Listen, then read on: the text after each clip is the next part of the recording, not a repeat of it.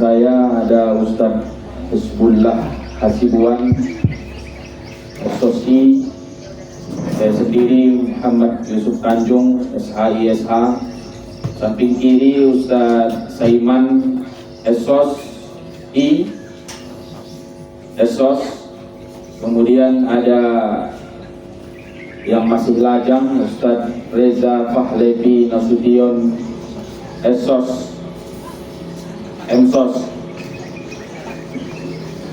Kemudian yang kami sayangi dan kami banggakan anak-anak kami semua, siswa-siswi SMP 2 SMP Negeri 2 Kecamatan Palu Selatan. Pertama, bersyukur kita kepada Allah, di pagi hari menjelang siang ini Allah memberikan kesehatan, kesempatan, keluangan waktu untuk kita semua, sehingga kita dapat berkumpul di halaman sekolah ini dalam rangka mengikuti BRUS, bimbingan remaja usia sekolah pranikah. Nah, ini kecil-kecil sudah harus diajari bagaimana menikah yang baik dan benar. Ini ada, aku tengok komen nasib provinsi Siriji ya Riji. Juara berapa Bang Riji? Harapan 2. Harus jadikan motivasi ya yang berprestasi. Karena di sini kita juga nanti membahas bagaimana siswa-siswi ini bisa menjadi orang-orang yang penuh dengan prestasi, penuh dengan semangat, bukan anak-anak atau siswa-siswi yang tak punya masa depan. Adanya orang sekolah hanya sebatas sekolah saja, tak peduli dia apa masa depannya. Kalau ditanya apa cita-cita kau, tak tahu aku. Hidupnya tak ada masa depan. Makanya kita di Kementerian Agama diminta untuk memberikan bimbingan BRUS. Apa namanya? Apa namanya? BRUS. Apa namanya? Borus. Tahu kan Borus? Borus di pakaian tuh. Pernah nyuci pakaian? Nah, itu Borus namanya itu. BRUS, bimbingan remaja usia sekolah pranikah. Salawat dan salam kepada Rasulullah SAW. Semoga kita menjadi umat yang senantiasa istiqomah menjalankan sunnah-sunnah beliau sampai akhir hayat kita. Amin ya Rabbal Alamin. Anak-anak kami sekalian, para dewan guru yang dimuliakan Allah, hari ini kami bergantian memberikan materi yang nanti akan diawali oleh Ustadz Saiman SOS. Kami hanya sebatas pengantar, dan insya Allah kegiatan ini akan kita lakukan rutin setiap bulannya, mengingat pentingnya bimbingan rohani terhadap generasi Islam yang saat ini lingkungannya dipenuhi dengan pengaruh-pengaruh negatif.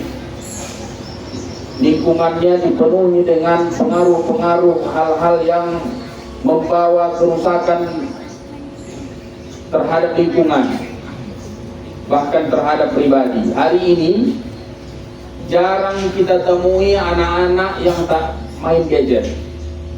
Betul nggak? Kamu di sini masing-masing punya handphone? Masing-masing punya handphone?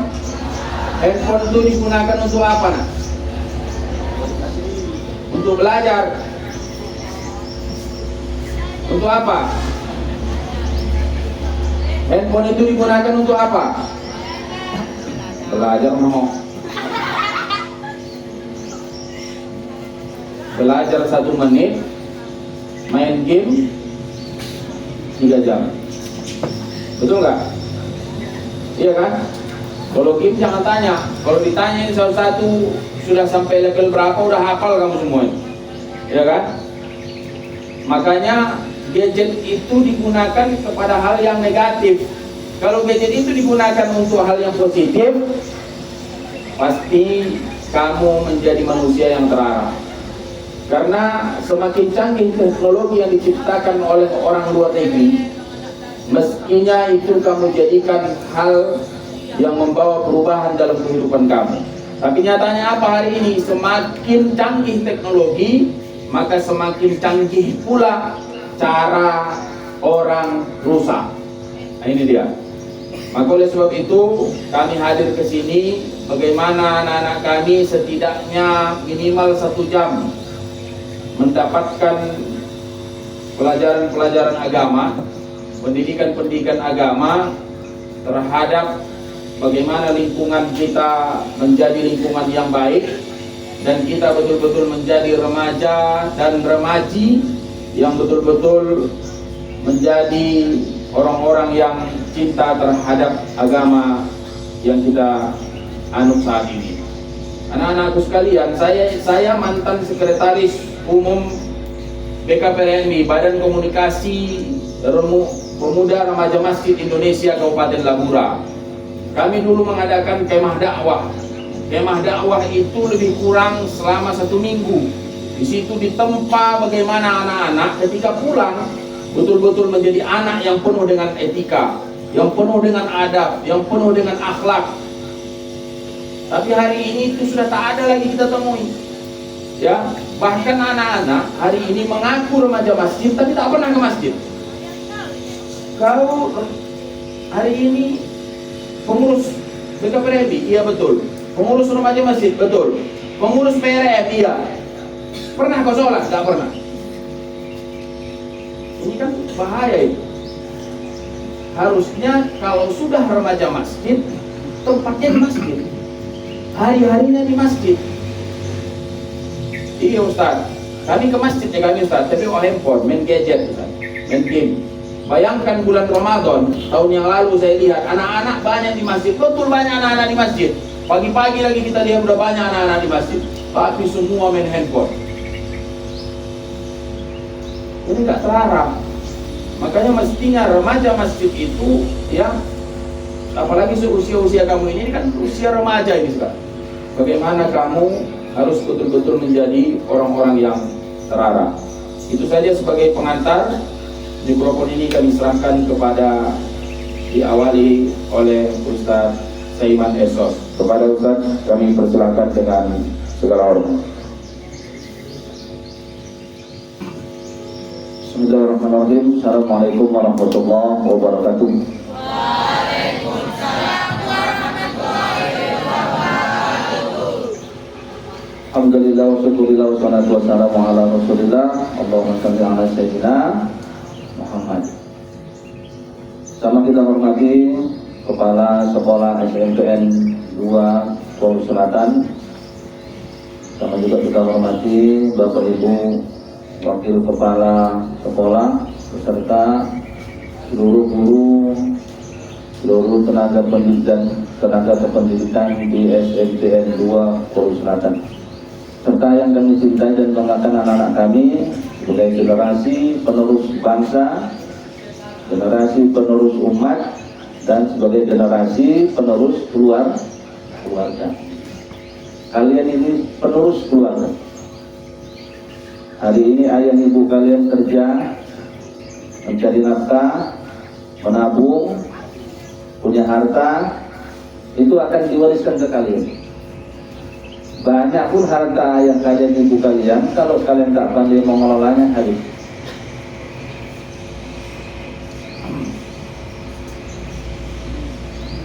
Anak-anak kami yang kami cintai dan banggakan, hari ini kita berjumpa dalam arena bus bimbingan remaja usia sekolah. Kementerian Agama Negara Kesatuan Republik Indonesia ini punya program melalui Kementerian Agama. Salah satu programnya itu adalah bus untuk remaja usia sekolah. Kalau kepada remaja yang mau menikah namanya BINWIN, bimbingan perkawinan. Kalau bagi orang yang sudah menikah namanya bimbingan keluarga maslahat. Jadi pemerintah itu punya peran membina masyarakatnya, membina rakyatnya dari mulai usia remaja kemudian menikah, kemudian dia setelah berumah tangga. Semuanya ada. Nah, karena kalian ini masih sekolah, maka kami menyajikan menu namanya brus. Nanti kalau kalian sudah jatuh cinta, sudah punya asmara, datang ke kantor PUA, mau menikah, itu namanya bimbingan perkawinan. Jadi sebelum kalian masuk, datang membawa calonmu ke kantor PUA, kami bimbing dulu di sini. Ya, dan nanti pun kalau sudah berumah tangga, saya bilang tadi ada namanya bimbingan keluarga maslahat. Tujuan daripada brus itu ya, memberikan pemahaman, pengetahuan dan penyelesaian masalah pada remaja.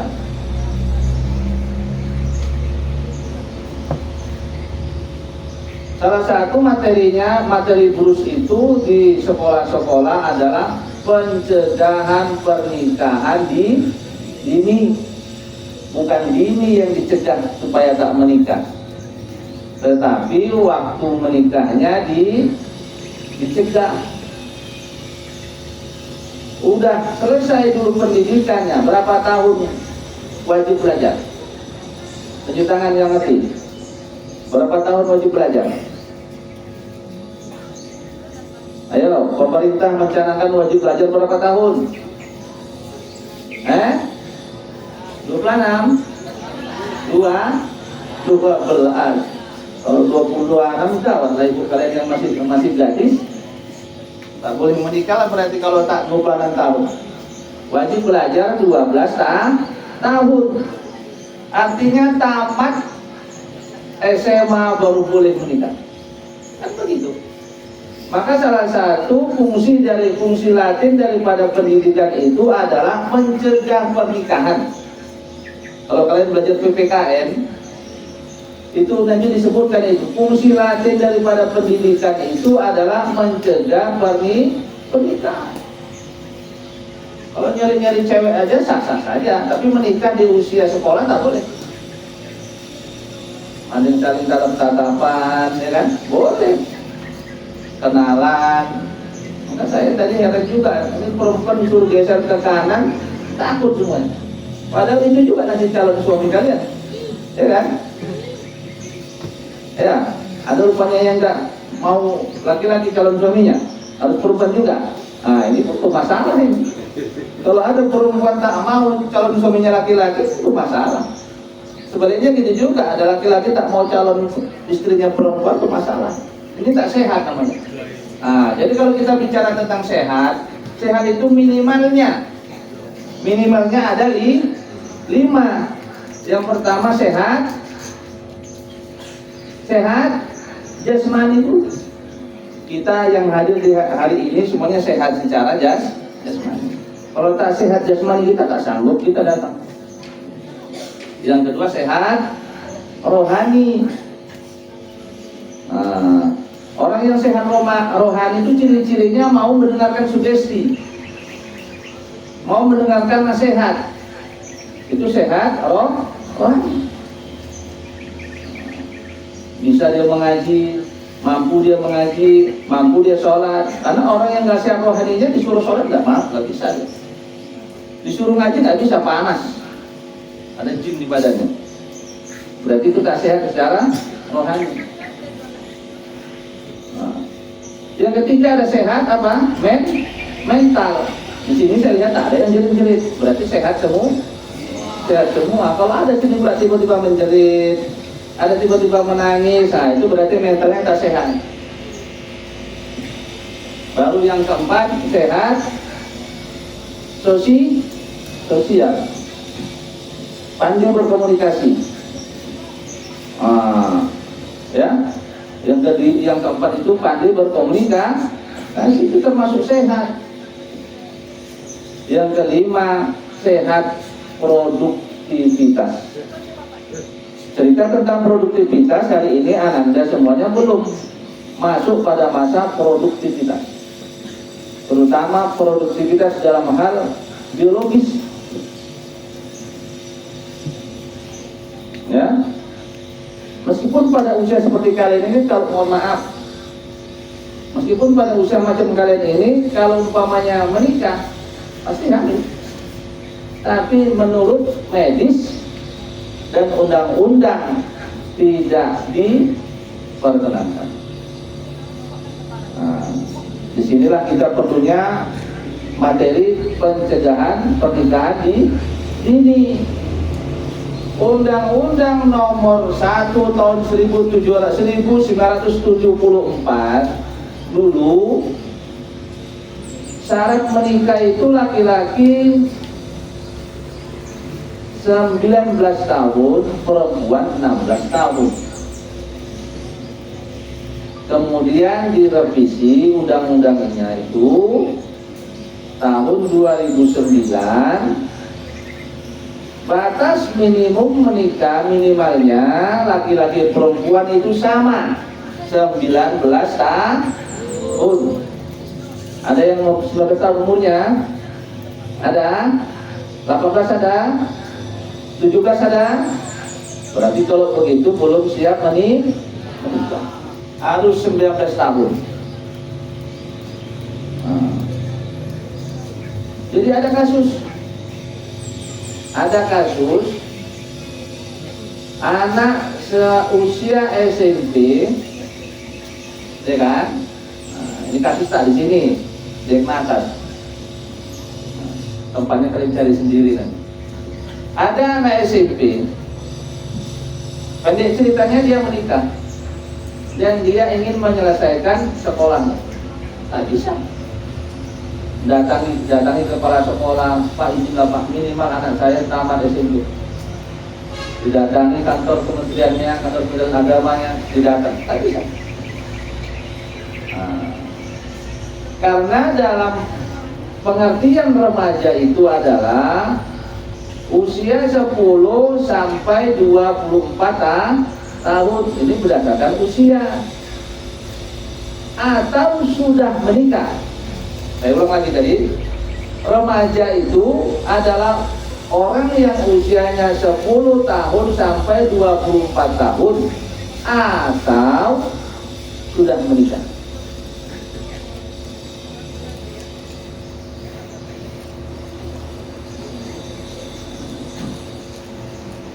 Anak-anak kami yang kami cintai dan banggakan,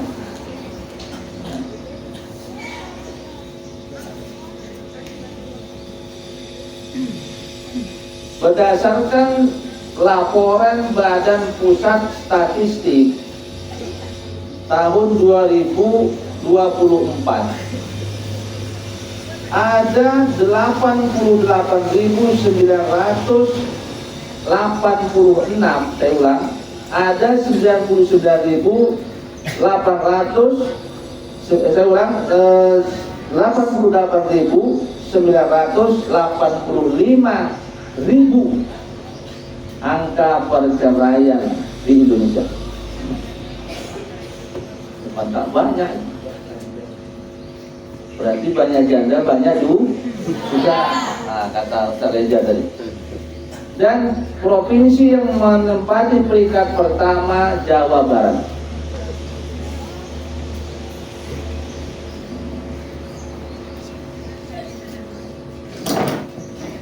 Di Indonesia ini tidak diperkenankan menikah, tidak dikenakan sistem poligami. Tak boleh suami itu punya istri 2, 3, 4, tak boleh. Apalagi terikat dengan dinas, ada ikatan kedinasan. Ya, macam kami ini tak bisa, meskipun mau, ini mau, 2 mau, dia 3 mau, tapi tak berani. Ya kan? Jadi apapun ceritanya, menikah itu harus sekali seumur hidup selama kita tinggal di Indonesia. karena sekali seumur hidup, maka jangan jadikan pernikahan itu sebuah yang coba-coba. Jangan dijadikan pernikahan itu sesuatu yang coba-coba. Cobalah dulu. Nikah muda, Wak. Nanti kandas, berlabuh lagi, Ya kan? Mumpung masih muda. Nah, kandas lagi, cerai lagi, menikah lagi. Bukan seperti itu. Menikah itu sekali seumur hidup. Kalaupun dia menikah lagi karena meninggallah lakinya atau bini. nah begitu konsepnya.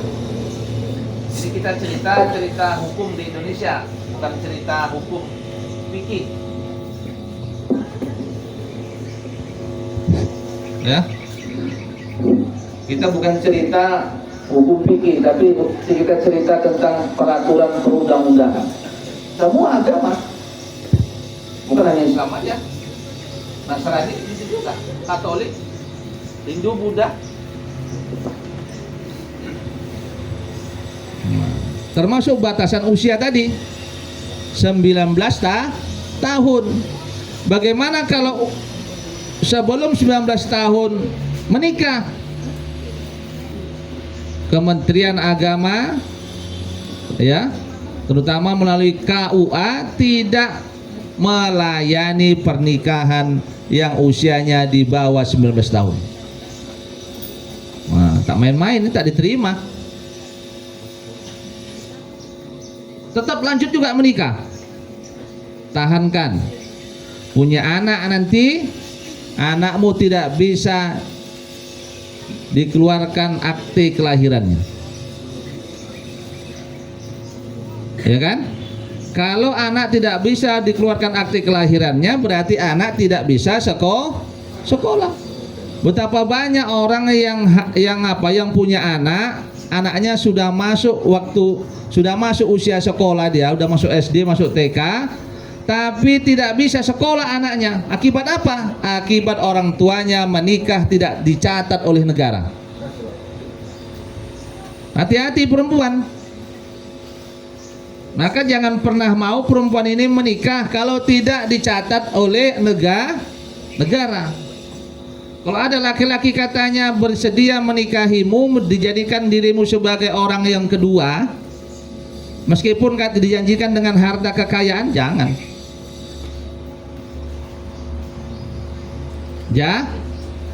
Jangan. Hilang hak-hakmu sebagai seorang istri. Nah, ya kan? Hilang hak-hakmu sebagai seorang istri. Ini ilmu. Nah, menikahlah dengan dicatat oleh negara. Maka kalau mau begitu, kita tahan dulu kalau sudah ada perasaan cintamu pada hari ini. Sampai kapan? Minimalnya tamat SMA. Ketika kelas 12, siswa sudah diperbolehkan buat KTP. Nah, itu syarat. Itu syaratlah itu dari pemerintah. Nah, setidak-tidaknya dia tamat SMA, baru dia menikah, barulah sah, baru diterima. Nah, paham anak-anakku? Perempuan, terutama perempuan ini, karena yang gampang dibajak-ajak, dibujuk, dirayu, dipuji, dibohong itu perempuan. Oh, yang cantik lah kau, Dek. Yang wangi lah kau, Dek. Oh, kembang kupingnya. Sampai kamar ditengoknya, ambil kaca ditengoknya, ditepuk-tepuk pipinya. Senyum-senyum dia. Nah, itu perempuan itu, dibohongi dia. Memang perempuan ini suka dibohongi, Ibu. Maka kata Rasulullah, kalau mau memuji perempuan itu, ambil perasaannya. Sebaliknya kalau mau menjatuhkan perempuan, ambil perasaannya juga.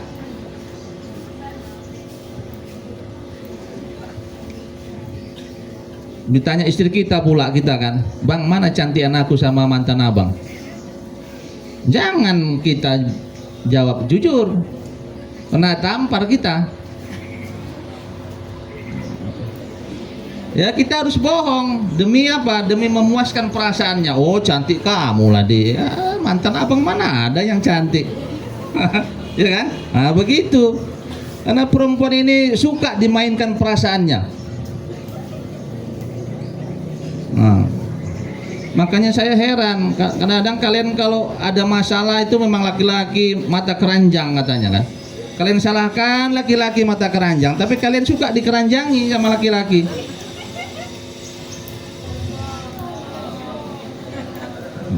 Ya, jadi anak-anak kami semuanya, dari saya ini, ya, nanti kita sambung dengan kawan-kawan lain.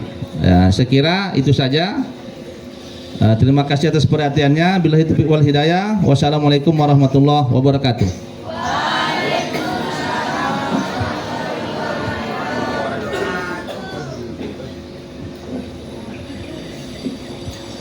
Cek.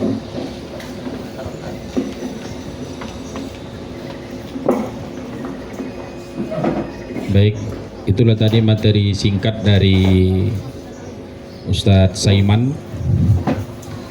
Karena ini merupakan pertemuan pertama, kita tak perlu lama-lama. Waktunya berapa jam, Bu? Sampai zuhur. Kok kamu sonang saja kamu itu? Bebas ya kan? Tak masuk lokal. Kalau udah masuk lokal jam 10 ke atas sudah mulai lagi gini-gini mata kamu itu. Bercakap pun guru itu di depan tak pala peduli kamu lagi itu. Apa li bilang ibu, yang penting yang diakui adalah kurus katanya. Ya kan? Itu makanya kalau udah kegiatan begini sonang kali kamu ini ya kan? Isra Mi'raj maunya maulid, oh udahlah. Bebas katanya kan. Kita masuk materi berikutnya dari Ustadz Hasnul Komar Tanjung SOSI. Kepada beliau dipersilahkan dengan hormat.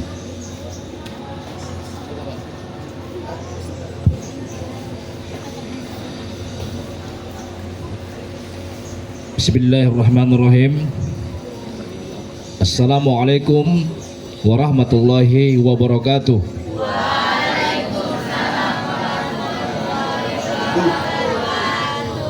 Alhamdulillah, kembali kita bersyukur kepada Allah. Mari sama kita berselawat kepada Rasulullah. Yang kami hormati seluruh pegawai Kementerian Agama Kabupaten Labuhan Batu Utara, al-Ustadz kami seluruhnya yang berhadir. Hormat yang